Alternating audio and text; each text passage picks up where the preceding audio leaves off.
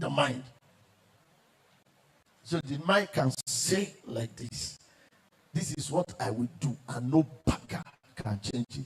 That's the mind. The spirit knows her.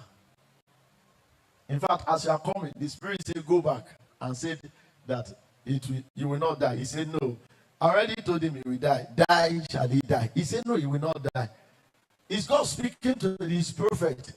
He said, go and tell him he will not die. He said, no, I've told him he will die. In my place where they say good night, don't go back there.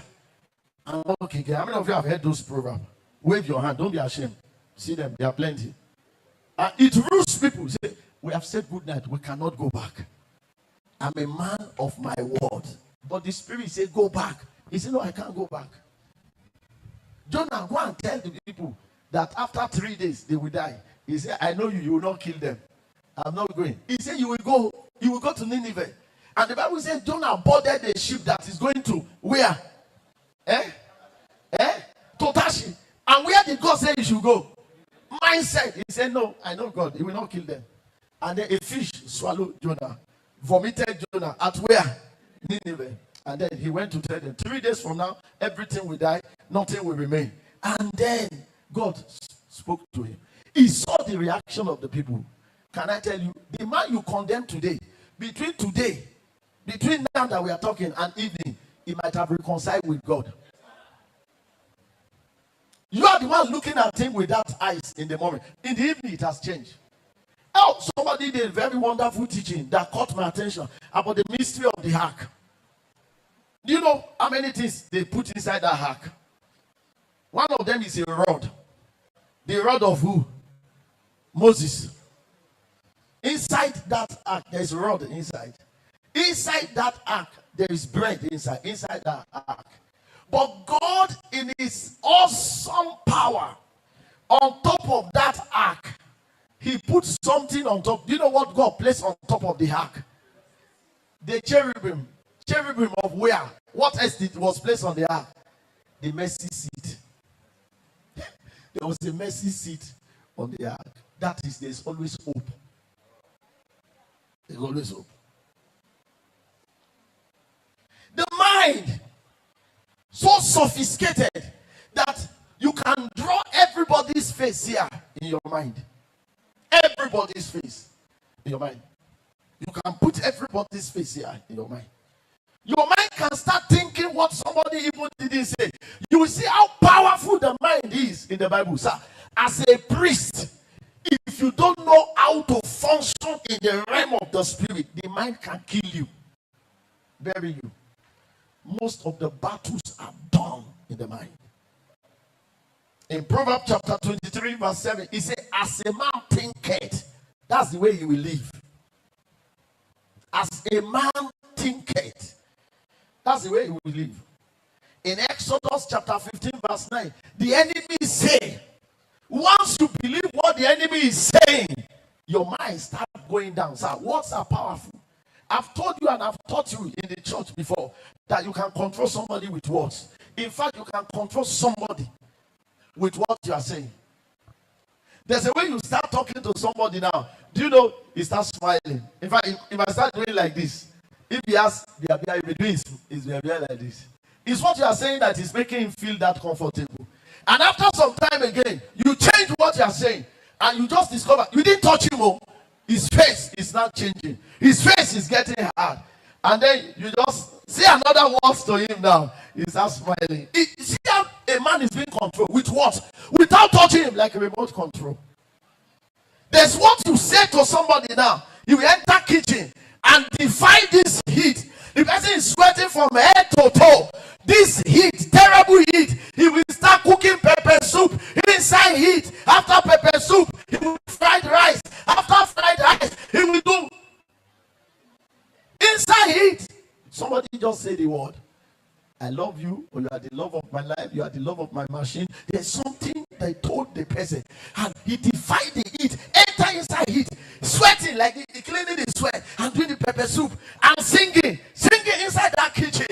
He's singing, Yeshua, and everywhere. And the man is cooking for, he's sitting down. Whether it's husband or is his boyfriend or what. He's sitting down waiting. And that same woman, the next day, you just hit her with another word like this. And then enter the kitchen, carry the oil, pour it away. Carry the gas, push it away. See, what changed between yesterday and today? What has changed? What? So Jesus said today, say, be careful what you hear.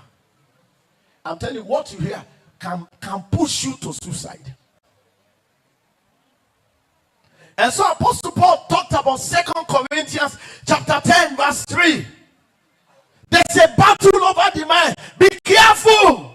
Many years ago, one of my mentors, I loved him. I followed him very well. When he died, I cried like a baby. Dr. Mike. I said, this man, the event of his life is similar to what some of us to come and we are still going through.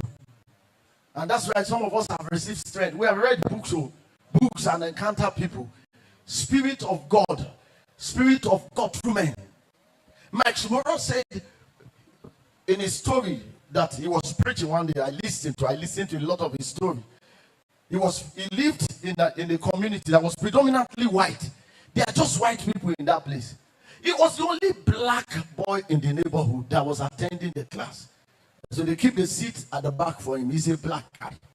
And every time they are teaching, the teacher usually pauses. He's a white man. And he pauses and looks at him and ridicule him in the class. And he just keep quiet. Ridicule him so much that one day he raised up his hand to answer a question. And the teacher said, you can never get it correct. Somebody of your color can't get this correct. And he sat down there.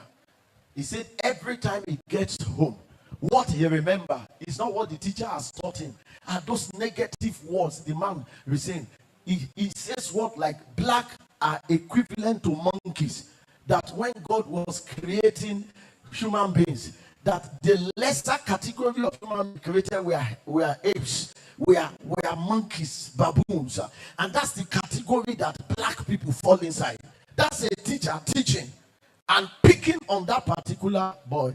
And he said his academic grade, his class, his position dropped from like 15 to 31. They were 31 in the class. He dropped to the last. Because every time he's trying to read, those words comes back to him. Those words, there's a war going on. Those words attack him. So he was losing his mind. He couldn't concentrate. He said one day, his mother introduced him to the Bible. And he said, no, he's not going to read the Bible. His mind is short. He's not reading anything. But somehow one day he just picked that Bible when the mother was no longer there and began to go through the Bible. And he said he rediscovered himself from the Bible. The words of those Bible began to speak to him. He started seeing hope, light. When he sits in the class and that lecturer comes and he's hitting him with those terrible words, he said he could literally hear a counter word coming from the Bible. I know the plans I have for you. But scripture started rolling. You can do all things through Christ that strengthens him. Now unto him that is able to do exceedingly abundantly above what you think or can imagine. We know we are able to take this mountain. Kai, possibility scriptures. It's not a motivational speaking. Started entering into him. He said life entered into him. He sits down there.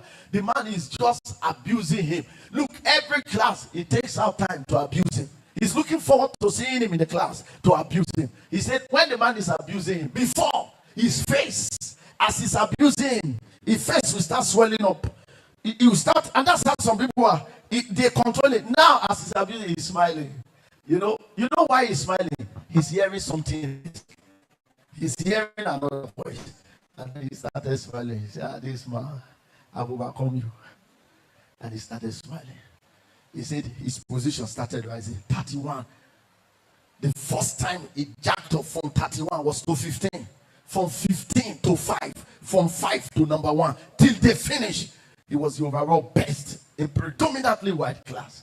He said many years later, he went to preach in a place over 20-something years later. And after preaching, people lined up so he could sign on the books he wrote. He was putting his signature. He said, and there was one elderly old white man who stood on the queue like this and refused to move. When this man moved, it was his turn. He brought 5 books. He signed them. And he said, yes, Papa, move. The man refused to move. He said to him again, move. The man refused to move. And he said, what's the problem? And then that old man, at his old age, tears started coming out of his eyes. And Dr. Mike Smurrow looked at him and said, why are you crying? He said, do you remember me? He said, no. He said, you don't remember me? He said, yes. He said, I am that teacher. I told you many years ago that a black boy can never become anything. Is equivalent to a monkey. Today, I stand to apologize and say, I'm sorry. If Max Moroda allowed those words to affect him, he might probably have dropped out of school. He might probably have lived a hateful life. And you know, till today, there are people who live like that, even white people. There are many white people who look down on people. That's why for me, I don't talk about everybody. Me, it's not a privilege meeting a white man. Me. I don't talk on behalf of anybody. Me, it's not a privilege meeting a white man. Recently, there was a man who was trying to do something on my laptop. So they said, give me your AnyDex. Have you heard of AnyDex software? Yeah. AnyDex software is a software that somebody installed in another. He has it in his own country, town, or anywhere. He allows you to install something secret on your laptop. So there was something that needs to be installed on my laptop.